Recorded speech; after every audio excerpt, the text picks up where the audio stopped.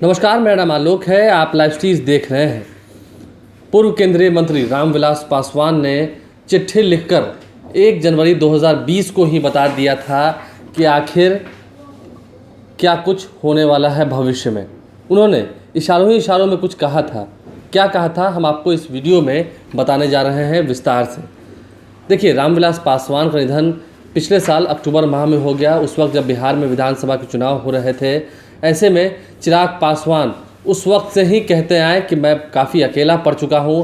हालांकि एक वीडियो इन दिनों सोशल मीडिया पर काफ़ी वायरल भी हो रहा है, जो कि रामविलास पासवान ने अपने जीते जी चिराग पासवान को लेकर कहा था जब वो राष्ट्रीय अध्यक्ष बन गए थे। उसके बाद क्या कुछ वो कहे थे, ज़रा सुनिए। मैंने जो चिराग का नाम रखा था चिराग और घर का नाम रखा था दीपक, तो मैंने बहुत सोच समझ के रखा था। और आज हमें इस बात का खुशी है कि चिराग न सिर्फ मेरा चिराग है बल्कि पूरे देश और ये दुनिया का चिराग बन गया है। हर बाप की हार्दिक शुभकामना होती है कि उसका बेटा, उसका संतान उससे आगे बढ़े। मेरा चिराग आगे बढ़ रहा है, हमें इस बात का खुशी है। चिराग जो है सबसे उच्चतम जगह पर पहुँचे, शिखर पर पहुँचे और देश और दुनिया में अपना और देश का नाम रोशन करे। तो ये वीडियो तो आपने देखा है, कई जगह पर आपने देखा होगा इस वीडियो को। ये वीडियो सोशल मीडिया पर काफ़ी ज़्यादा तैर रहा है।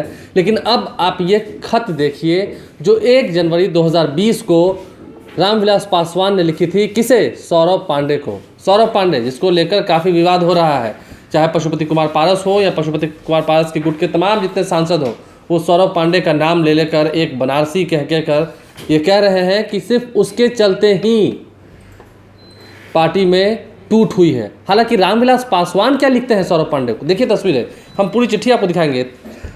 बेटा सौरभ, प्रिय बेटा सौरभ को मम्मी और पापा की तरफ से नव वर्ष की हार्दिक शुभकामनाएं। सौरभ, मैं जानता हूं कि नए वर्ष की शुभकामना के लिए तुम कितना इंतज़ार करते हो। सौरभ, तुम सिर्फ परिवार के सदस्य नहीं बल्कि चिराग जैसे हो। प्रिंस चिराग जितना ऊंचाई पर है उसमें सबसे बड़ा योगदान तुम्हारा है। राजनीति में आने की सलाह के साथ जिस तरह से साय की तरह चिराग के साथ हो, वैसा करोड़ों में एक दोस्त होता है। मैं जानता हूँ कि कभी कभी लोगों के ताने भी तुम्हें सुनने पड़ते हैं, लेकिन कभी तुम उसकी परवाह नहीं करते हो। व्यक्ति का कद जितना बढ़ता है, आलोचक भी उतने ही बढ़ते हैं, लेकिन प्रशंसक उसके ज़्यादा होते हैं। तुम लोगों के सहयोग से चिराग न सिर्फ सांसद है बल्कि बड़ी पार्टी के राष्ट्रीय अध्यक्ष हैं और लोकसभा में नेता भी हैं। देश के कुछ चुने हुए व्यक्ति में चिराग का स्थान है।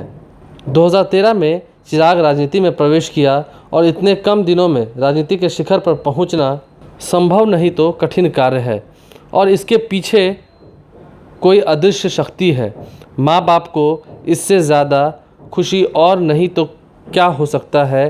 तुम दोनों भाई ने पिछले 6 साल में जितना मेहनत किया और राजनीति के तहत समय बहुत काम किया, उसी का यह परिणाम है। सौरभ, लेकिन मंजिल अभी दूर है। अभी 2 पड़ाव हैं, एक बिहार का, दूसरा देश का। दोनों लक्ष्य तब प्राप्त होंगे। चिराग तुम्हारे लिए बहुत चिंतित रहते हैं। जब तुम परेशान हो जाते हो तो चिराग भी परेशान हो जाते हैं।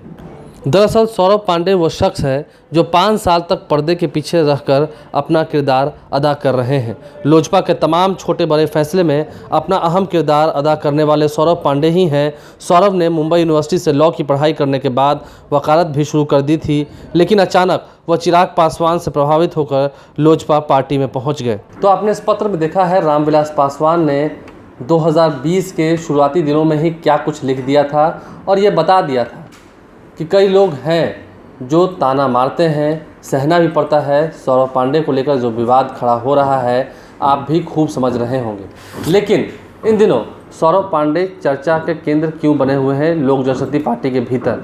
क्योंकि आपको पता है पशुपति पारस का जो गुट है वो पूरी तरीके से जिम्मेदार ठहरा रहा है। हालांकि पर्दे के पीछे की बात तो ये भी है कि जब 2019 में प्रिंस राज, जो कि पशुपति पारस के गुट के सांसद हैं, वो जब चुनाव लड़ रहे थे उस वक्त भी सौरभ पांडे दिल्ली से पटना पहुंचे थे और पटना से समस्तीपुर गए थे और सारा कमान उन्होंने संभाला था पर्दे के पीछे रहकर प्रिंस राज को उस वक्त जीत दिलाई थी। लेकिन अब सौरभ पांडे को लेकर उठ रहे सवाल ने कहीं ना कहीं एक बड़ा अपने आप में नया सवाल खड़ा कर दिया है। लेकिन रामविलास पासवान की लिखी हुई इस चिट्ठी ने कुछ ना कुछ तस्वीरें तो क्लियर कर ही दी होंगी। बहरहाल आप लाइव स्ट्रीम देखते रहें, हमारे चैनल को सब्सक्राइब कर लें, साथ साथ फेसबुक पेज भी लाइक करें। इसके अलावा ट्विटर हैंडल पर लाइव स्ट्रीम को फॉलो करें। धन्यवाद।